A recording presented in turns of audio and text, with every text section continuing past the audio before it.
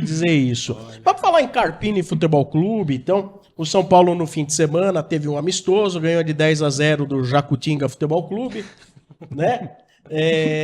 Mas teve uma novidade, é isso, Senna? Isso aí, boa noite, Sombra, Rogério, Daniel, Perrone, todo mundo que tá aí com a gente. Tivemos novidades aí, o Carpini meio que escalou ali no time titular Rames e Lucas, né? Então, finalmente vimos não, né? Soubemos, né, que o Rames entrou como titular. E é por isso que é sábado de aleluia, né? É. Foi no sábado de aleluia, toda a torcida tricolor gritou aleluia nesse Meteu dia. chocolate, Meteu chocolate 10-0. Mas dizem, quem assistiu, diz que foi o time se comportou bem. A São Paulo TV postou alguns dos gols, né? E o pessoal ainda tirou um barato e falou, pô, mas todos os gols foram chuveirinho, cruzamento, não teve uma jogada trabalhada. O pessoal pegou nos detalhes, né? Mas aí teve 2 gols do André, que a gente viu, teve gol do Rato, parece, né? Então, assim, é aquilo, jogo treino é difícil falar qualquer coisa, né? Não tem muito como a gente comprovar nada, mas eu fico levemente otimista de saber que ele pelo menos considerou colocar o Rames no meio e não usar uma outra formação. Que não tivesse ele ou que inventasse qualquer coisa. Essa formação é Rato, Rames e Lucas no meio, é isso? O Rames mais central, o Lucas de um lado, o Rato do outro e na Lucas frente vai pra André. esquerda. Agora, o que mudou em duas... Isso. O que teria mudado em 2 semanas, Daniel Perrone? Tá. Pra ele, de repente, sair de um Rames que joga 10, 15 minutos e entrar com a titularidade do Rames. O que mudou nessas 2 semanas? Então, Sombra, primeiro boa noite para todo mundo, bom dia, boa tarde, né? Não sei quando que as pessoas vão ver. Eu queria saber por que soltou, não foi o São Paulo que soltou isso, que essa é a formação titular. Tomara que seja, porque se for para ser um 4-2-3-1, que seja com essa formação. Com os 3 meias do jeito que eles são, né? A gente vai botar na tela daqui a pouco, né? A formação. Mas assim, vocês sabem como foi o jogo treino? Ele foi 4 tempos de 30 minutos. Tá. Sendo que o primeiro tempo foi esse tempo dessa formação. E os outros 3, outras formações com outras escalações. Que medo, hein? Teste, né? Era tudo teste. Foi um 10-0 aí, assim, não dá nem pra considerar. Qual formação fez mais gol? A primeira, a segunda, Então, a terceira? eu não sei quais são... eu também não sei. Isso é que não foi divulgado. Assim, o que a imprensa saiu falando, a imprensa que não assiste os treinos do São Paulo, né? Ninguém pode assistir. Então, gente, tudo que a gente fala, tudo que o Semana Tricolor, a ESPN, o Globo Esporte, os setoristas, é sempre algo, na minha opinião, inconclusivo. É um palpite. É um palpite, porque alguém assopra isso para eles, acredito eu, né? Mas quem assopra para eles não é a comissão técnica.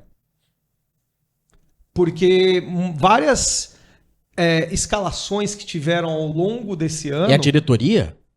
Eu não sei quem Se não é a comissão técnica. Não, pode ser até a assessoria de imprensa do CT. O Felipe. É a cozinheira. É a cozinheira. Que ela fica lá fazendo Mas feijão, O cabeleireiro. O que eu quero dizer é que, assim, não tenho certeza absoluta... De que vai jogar o Rames. De que vai jogar essa formação. E também não tenho certeza se vai ser o Rames. Espero que sim. Espero que seja. O Felipe Ruiz, da Globo, que é um bom jornalista também, ele cobre lá, faz matérias e tal. Ele até postou no Twitter que, assim... Não sei baseado em que argumento ou alguém passou para ele, que a grande chance é que o Rames seja titular na quinta. Sim. Então, fica um otimismo. O Rames foi na primeira formação. Isso. Dos primeiros 30 minutos. O São Paulo divulgou que foram 4 tempos, né? Mas ele divulgou bem depois. Sim. Primeiro divulgou o resultado do jogo treino. E divulgou que o Rames... alguém falou que o Rames era titular. De fato, ele foi titular. Mas eu espero que, se for o 4-2-3-1, Sombra, que seja esse com os 2 laterais, os 2 zagueiros, os 2 volantes, e aí você tem 3 meias, sendo que o Rames joga centralizado, o Lucas, que geralmente jogava pela direita, vai para a esquerda, então ele vai fazer a mesma função do Ferreirinha, que é cortar para dentro. Como ele fez na primeira partida do Paulista contra o Santo André. Exatamente.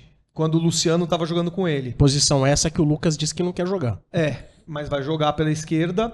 Porque eu acho importante também o Rato tá jogando na direita. Porque a gente precisa de criatividade, gente. Nós não temos criatividade. A criatividade fica a cargo do Lucas, do Rames e do Rato.